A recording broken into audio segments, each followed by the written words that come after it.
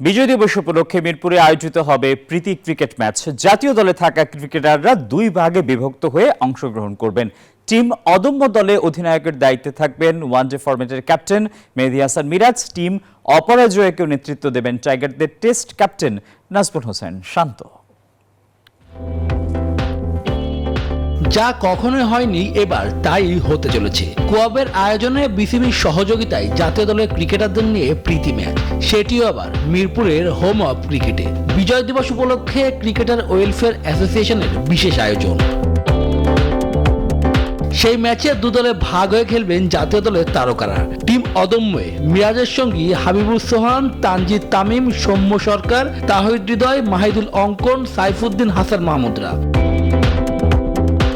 আর নাজমুল শান্তের দল অপরাজয়ে রয়েছেন কোয়াবের সভাপতি মোহাম্মদ মিঠুন, পারভেজ ইমন, মাহমুদুল জয়, নুরুল হাসান সোহান, জাকের আলী, শামীম পাটোয়ারি, নাহিদ রানা ও সাকলাইনরা।